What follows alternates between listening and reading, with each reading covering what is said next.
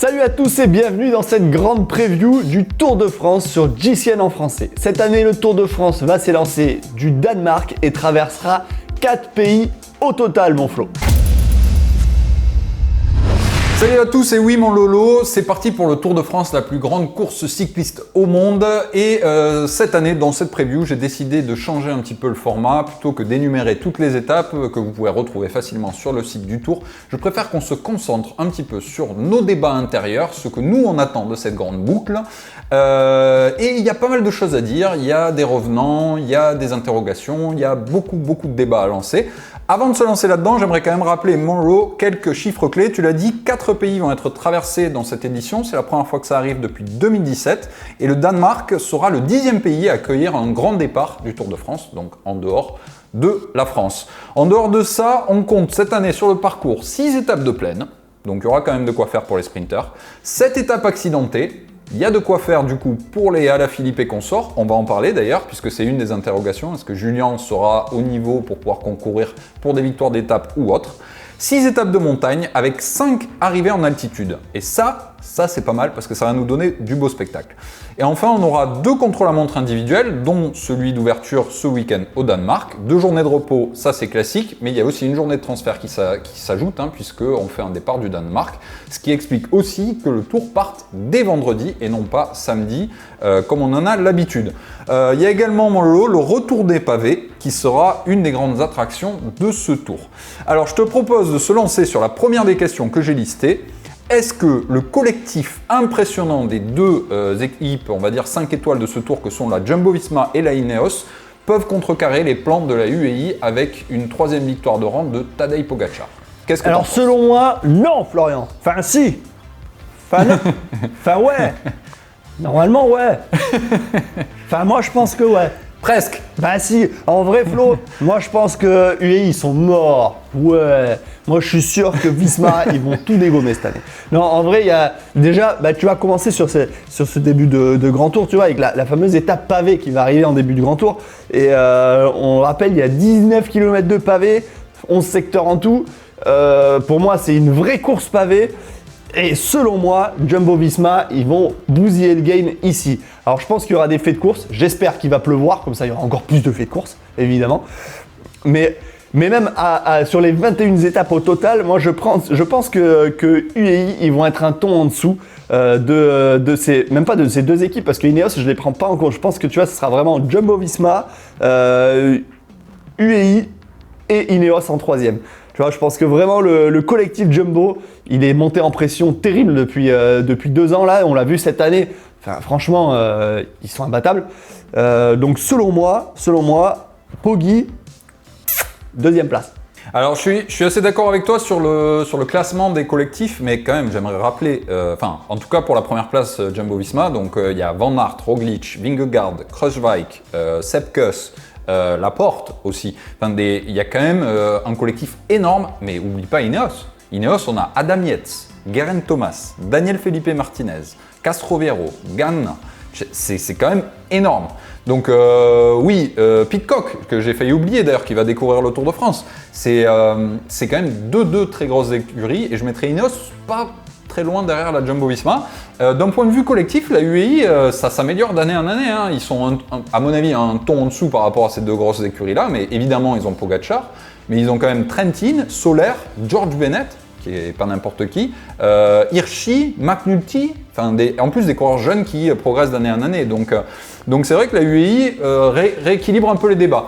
Mais moi, ce que tu m'as pas dit, ta réponse en gros c'est oui, je pense qu'ils vont tout éclater. La question c'est, est-ce que tu penses que c'est parce que la Jumbo-Visma va tout faire péter dans les pavés que Pogačar cette année remportera pas le Tour de France, ou est-ce que tu penses que c'est parce que ce tour est très accidenté et que Pogačar potentiellement pourrait avoir un problème qu'il va le perdre? Non, moi je pense que Jumbo ils vont faire mal sur les pavés, mais ça va être juste une petite pierre à l'édifice qui fait que eux vont gagner le Tour de France selon moi. Parce que tu l'as bien dit, UAE, ça reste des coureurs jeunes qui montent en pression. Tu dis Hirschi, McNulty et tout ça, c'est des très bons coureurs, on leur enlèvera pas. Tu dis ils sont jeunes, tu vois, ils montent en pression. Donc moi je pense qu'ils sont pas encore assez cuits, tu vois, ils sont pas à point encore. Après on a Ineos où c'est quand même ok. Ineos, t'as quand même des mecs qui sont très expérimentés. Mais Mais t'as Geraint Thomas, quand tu vois qu'après une arrivée, je sais plus où, il est pas content parce qu'il y a 23 bornes jusqu'à l'arrivée de son bus, eh ben je suis désolé. Non, c'est des mecs, ils arriveront pas à aller gagner le Tour cette année. Je suis désolé, Flo, c'est tout. Geraint, on te salue quand même, je t'aime bien.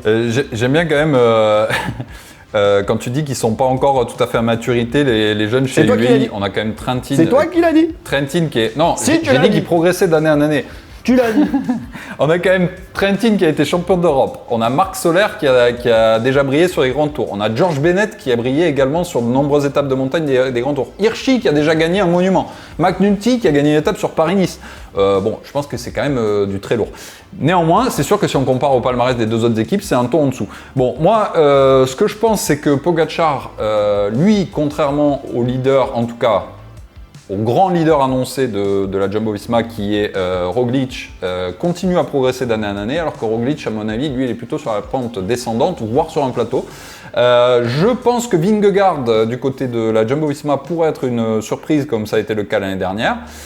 Et auquel cas, je le pense un petit peu vert encore pour se mesurer à Pogačar, mais peut-être qu'on peut se tromper. C'est pour ça que moi, je sous-estimerai pas à ta place la Ineos, qui, à mon avis, a plus d'expérience pour venir contrecarrer pour le général les plans de la UAE. Je pense qu'en effet Jumbo-Visma est très forte, mais si je dois mettre une petite pièce sur quelqu'un d'autre que Pogačar pour l'emporter, je la mettrai plutôt du côté de la Ineos. C'est mon analyse du moment. Maintenant, on verra bien, ça ne va pas se jouer que sur les pavés, ça va se jouer aussi et surtout en montagne. Mais il faudra passer cette première semaine pleine d'embûches, comme tu l'as dit. Je te propose, mon lot, de parler d'un autre débat qui, à mon avis, celui-ci va aller beaucoup plus vite. C'est qui, si tant est qu'il y ait quelqu'un, peut concurrencer Van Aert pour le maillot vert. Il y a toujours le fameux Sagan, mais est-ce que Sagan sera vraiment le Sagan qu'on a toujours connu jusque-là, mon Flo, hein? Toi, tu t'en penses quoi? Moi, je sais pas. Franchement, il y aura peut-être Geiger parce qu'il revient quand même bien en forme, donc... Et puis il a l'expérience du Tour de ce maillot vert qu'il a gagné déjà maintes et maintes fois. Je sais pas, t'en penses quoi toi? Moi, déjà je vois pas trop d'autres sprinters aller lui chercher le maillot vert, tu vois. On a beaucoup de débats à faire sur ce tour, donc je te propose d'aller vite parce que mon analyse elle est très simple et très claire. Les purs sprinters, je les vois pas capables de rivaliser avec Van Aert pour le maillot vert, donc les Sam Bennett, Jacobsen et Iwan, c'est mort. Pour moi, il y a trois noms qui potentiellement, intrinsèquement, sont capables en théorie de rivaliser un peu, c'est Sagan comme tu l'as dit, Van der Poel et Michael Matthews. Van der Poel, il a déjà dit qu'il ne s'intéresserait pas au vert, donc c'est mort. Sagan, il revient en forme, mais je pense pas qu'il va se mettre ça en tête parce que on a déjà vu que ça y est, la période du vert, ça lui est passé. Je pense que déjà, s'il remporte une étape, ce sera un grand objectif atteint pour lui et pour l'équipe Total Energy. Et Michael Matthews, oui, je le vois bien comme un plan B, mais au cas où Van Aert ait un problème. Donc clairement, pour moi, c'est Van Aert à 99%, en tout cas sur le papier et avant le départ de ce grand tour, puisqu'on sait bien que c'est semé d'embûches et que tout peut se passer. Ouais, on est d'accord. Ok, je suis d'accord avec toi. Allez, on passe à la question suivante, mon Flo. Donc, moi, je te pose la question directement. Quel niveau il faut attendre de Julien, Bardet ou encore Froome? Parce que bon, on sait pas trop où ils en sont quand même, les mecs. Toi, Romain Bardet, du coup, il a prouvé qu'il était bien en forme. Je sais pas s'il va avoir beaucoup de pression, hein, à mon avis un peu quand même, sur ce Tour de France. Moi, je le vois un peu en second couteau, tu vois. Je sais pas, toi, comment tu le vois? Moi, je le vois plus dans une bagarre de maillot à poids, dans une bagarre pour des étapes de montagne, mais pas sur un classement général pur et dur. C'est un peu ce qu'il a annoncé après son abandon un peu dramatique sur le Giro. Forcément, tout le monde s'est dit qu'il va être aligné au départ du Tour. Donc maintenant, c'est confirmé, il y est. Et il a laissé entendre qu'il voulait prendre du plaisir, qu'il voulait essayer éventuellement d'attaquer, de gagner des étapes, etc. Mais c'est souvent aussi une façon de s'enlever la pression et de dire qu'au fond de lui, il se dit... Sait-on jamais, j'arrive à retrouver les jambes du Giro, j'arrive à me retrouver à passer la première semaine sans encombre, je suis placé pour le général, ce sera peut-être mon année, mais il a raison lui aussi de s'enlever cette pression-là parce qu'on sait à quel point un Tour de France en particulier, un grand tour en général, il faut quand même une part de chance et de réussite. On a beau mettre tous les éléments de notre côté, on l'a bien vu pour lui sur le Giro, tout peut arriver, donc je pense qu'après cette déception, il n'a pas envie de se mettre trop de pression, et il a raison. Je pense quand même que si à l'approche des Alpes, il est dans le coup pour le général, notre cher Romain Bardet, il va arrêter de jouer les foufous pour aller chercher les étapes et il va se concentrer sur le général en essayant d'aller chercher quelque chose de sympa. Maintenant, évidemment, la première semaine va conditionner beaucoup de choses. Et on verra bien. En tout cas, je suis sûr que lui aussi il sera acteur de ce tour, et en tout cas, c'est ce que je lui souhaite. On passe à Chris Froome, qui est certainement lui aussi une des énigmes, c'est pour ça qu'on l'a listé, de ce Tour de France. Qu'est-ce qu'on peut attendre de Chris Froome d'après toi, mon Lolo ? Bah moi, Froome, je pense que c'est fini, quoi. Je pense que c'est fini. Ça m'embête de dire ça, tu vois, parce que Froome, je l'aime bien en plus, c'est un très bon coureur. Mais on voit qu'il est dans une mauvaise spirale, tu vois, il se fait potentiellement plaisir sur le vélo, on sait pas, tu vois, on n'est pas dans sa vie. Mais c'est pas le grand Froome qu'on a connu, donc un classement général, tu l'oublies. Peut-être aller bagarrer sur des étapes.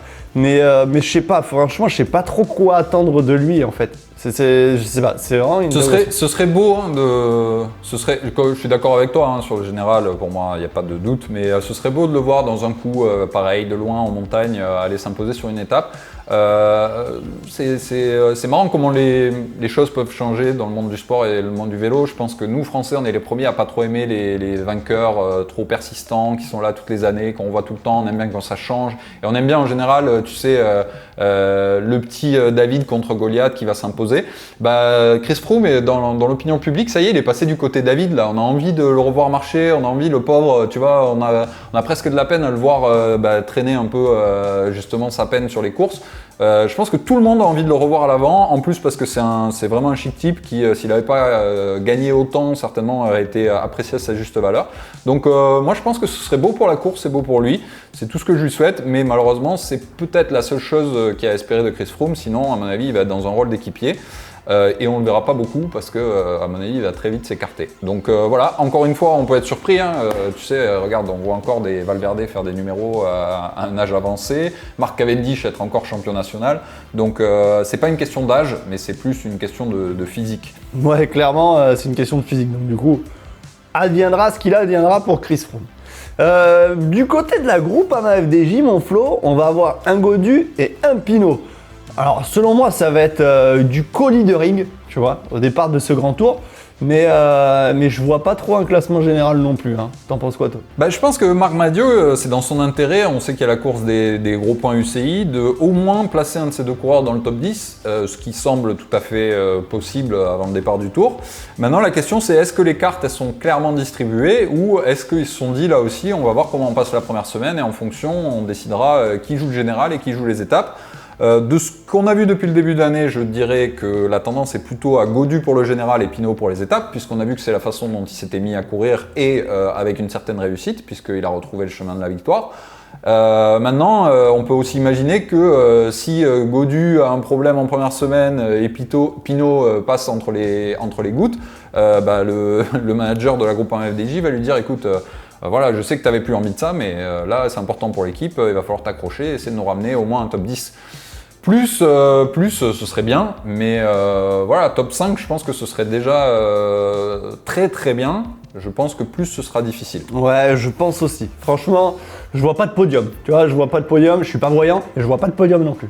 Donc, non, mais je pense qu'on va avoir du beau spectacle de ces deux coureurs. À mon avis, on va avoir un très beau retour de Pinot. Un bel objectif pour la Groupama FDJ serait une belle victoire d'étape prestigieuse avec l'un de ces deux coureurs et un top 10. Je pense qu'à la fin, ils pourraient être contents de leur tour. Voilà, évidemment, s'ils ont plus, tant mieux, on sera content pour eux. Et voilà, ça peut paraître un peu décevant par rapport à un Thibaut Pinot qu'on a connu il y a quelques années. Mais faut être réaliste, il y a beaucoup de monde au départ de ce tour. Tout le monde veut la même chose. Et voilà, encore une fois, je parle d'un objectif qui serait satisfaisant, pas d'un objectif qui serait super satisfaisant. Donc on peut attendre plus de leur part. Je te propose de parler un peu des révélations justement qu'on pourrait découvrir durant ce Tour de France, ou des révélations pour le Tour, parce que c'est des coureurs qui n'ont jamais couru. On aurait pu attendre notamment le jeune prodige Ayuso, de 19 ans, qui fait ses débuts dans les rangs professionnels avec l'équipe UAE. Il avait été annoncé un temps sur le Tour de France, c'était un peu une folle rumeur, parce qu'à 19 ans c'est très jeune, mais On vit une époque où tout est possible. Finalement, il n'en sera pas et l'équipe UAE a dit même qu'il faudrait qu'il attende un an de plus avant de découvrir un grand tour. Ça me semble raisonnable. Donc bon, tant pis, ce ne sera pas l'attraction, mais c'est certainement mieux pour le coureur. En revanche, un qui va le découvrir et qui reste un jeune coureur, même s'il a déjà de nombreuses victoires, c'est Tom Pidcock. On en a parlé du côté de la Ineos. Qu'est-ce qu'on peut attendre de lui? Ah, Tom Pidcock, moi je pense qu'on va l'avoir en très très grand équipier pour ses autres leaders dans l'équipe. Mais aussi, moi je pense qu'il devrait peut-être mettre une ou deux étapes dans la musette, non? Ouais, c'est pas impossible. Je pense déjà s'il en met une, il sera content. Mais c'est vrai, on parlait de puncher capable de briller sur les nombreuses étapes accidentées de ce tour. On le sait, ça devient de plus en plus une marque de fabrique. On a vu que c'est des étapes qui offrent beaucoup de spectacles, souvent réservées au Van der Poel et à la Philippe lors des précédentes éditions. De la précédente édition en tout cas. Ouais, je pense que Pidcock peut briller sur ces profils-là, donc à voir si la Ineos sera totalement focus sur le classement général ou lui laissera un petit peu de marge de manœuvre pour s'exprimer.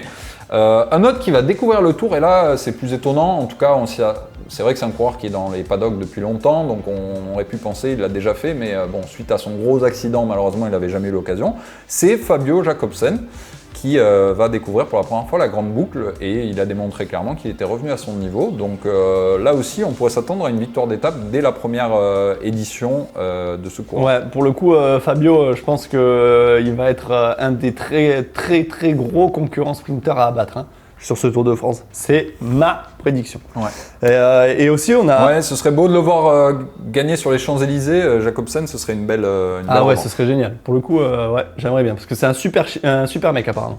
Et on a aussi un Florian Vermeersch qui a fait 2 de Paris-Roubaix cette année. Un peu surprenant, l'année dernière, donc un peu surprenant, j'ai envie de dire, mais tu vois, qui va faire ses débuts sur ce Tour de France, donc là aussi, on peut avoir de la belle surprise sur l'étape pavée, parce qu'on voit que du coup, c'est un spécialiste, mais pas que, parce que les spécialistes des pavés, ils sont en général bons aéros, si bon Flo.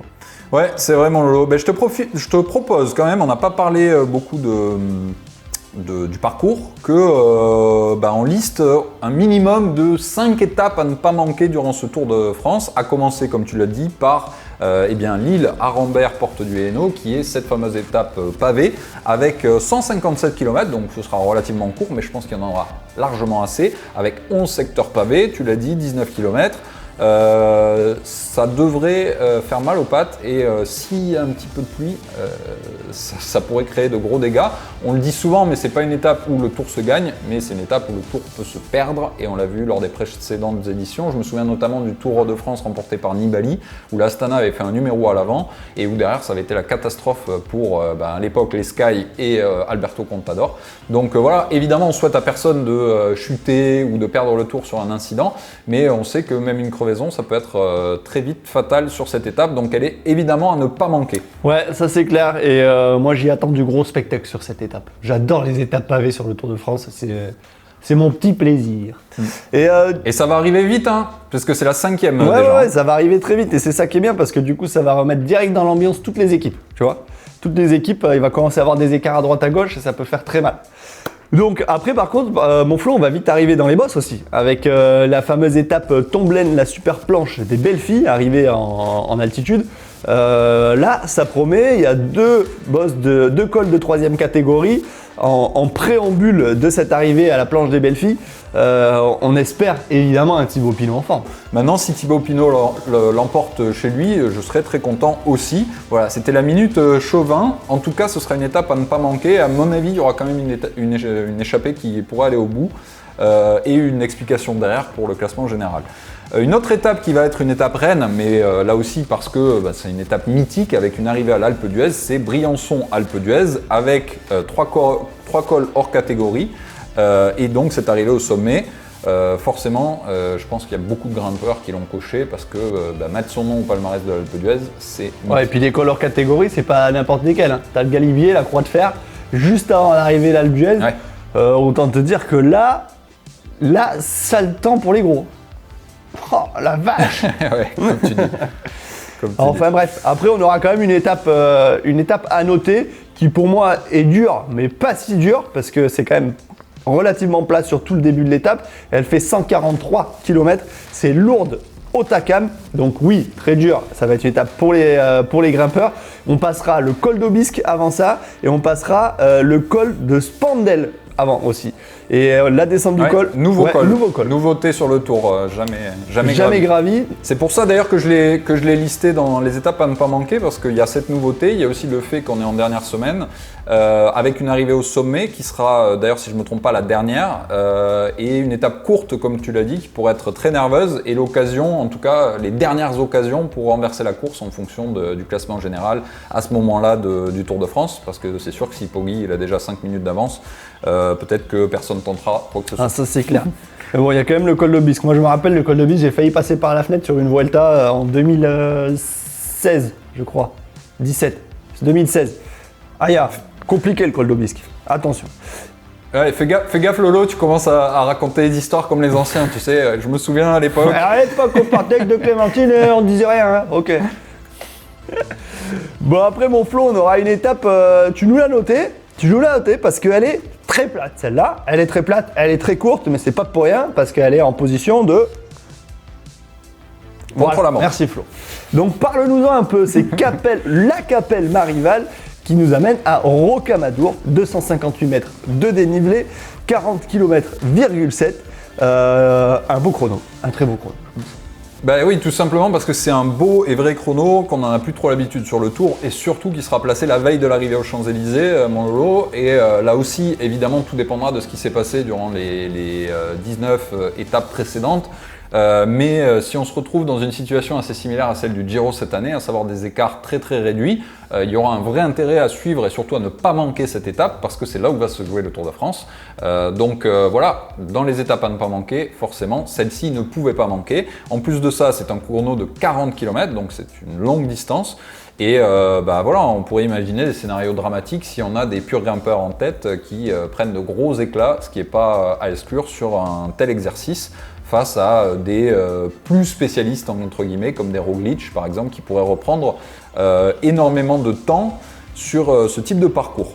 Voilà mon Lolo, je pense qu'on a fait un peu le tour. J'aimerais pour terminer que tu nous donnes toi tes favoris pour ce Tour de France, pour les principaux maillots, pour ce que tu veux. Dis-nous ce que tu attends et qui tu vois comme vainqueur de ce Tour. Eh bien écoute, moi vainqueur de ce Tour, je l'ai un peu teasé tout à l'heure, hein, pour moi ce sera Primoz Roglic.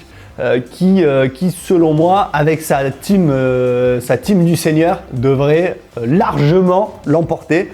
Un Wout van Aert en vert, et après en maillot à pois, je sais pas. Maillot à pois, je vois plus un outsider, tu vois, un mec que t'attends pas trop là, qui a pris. Ah, tu nous as dit Bardet ouais, peut-être Bardet, mais tu vois, dans les grands noms. Mais après, je sais pas, je vois plus des mecs qui t'arrivent, qui prennent 2-3 échappées et au final ils se retrouvent vraiment là dans le classement, ils disent il y a un truc à jouer, au final qui vont le chercher. Donc je vois peut-être plus un mec comme ça. J'ai pas vraiment de nom en tête, tu vois, mais je vois peut-être plus ça cette année sur ce Tour de France 2022. T'en penses quoi toi du classement? Toi je sais à peu près déjà. Ben écoute, déjà moi ce qui me fait marrer c'est que dans le GCN Répond qui sort demain, tu nous as donné un autre vainqueur potentiel. Donc je dis pas qui, mais en tout cas je dis que toi tu te donnes le maximum de chances d'avoir raison, au moins en fonction des jours. Tant tu crois quoi? Écoute, moi je vais rester fidèle à moi-même. Je pense que sur le papier, avant le départ de ce Tour de France, celui qui a le plus de chances de l'emporter, et il suffit de regarder un peu les bookmakers pour voir que je suis dans la lignée de ce qu'ils disent, c'est Pogačar, évidemment, vainqueur sortant. Et sinon, pour compléter mon Lolo, je vois bien, comme tu l'as évoqué, un Bardet à pois. Je pense que ça lui va très bien et je pense que ça correspond à son tempérament. Il se fera plaisir, il ira peut-être chercher une victoire d'étape tout en ramenant cette belle tunique. Van Aert en vert forcément et Mathieu Van Der Poel super combatif. Voilà mon classement, en tout cas mes favoris pour cette édition du Tour, mon Lolo. Et je te laisse conclure du coup. Eh bien écoute, merci mon Flo pour toutes ces belles analyses. Merci à tous d'avoir suivi cette émission GCN en français. On verra qui de nous deux a raison sur les vainqueurs et sur les différents maillots, hein, mon Flo. On se retrouve très vite pour de nouvelles aventures et on se retrouve déjà demain pour le GCN Répond du mois de juin avec toutes mes prédictions qui n'ont rien à voir avec celles d'aujourd'hui. Mais justement, t'inquiète, moi je mets pas tous mes œufs dans le même panier. Et je vous fais des bisous et je vous dis à bientôt. Allez, ciao mon Flo. Ça marche, bisous mon Lolo. Et n'oubliez pas, tous les résumés du Tour sont à retrouver gratuitement sur la chaîne GCN Racing en français à laquelle vous pouvez aussi vous abonner. Allez, salut!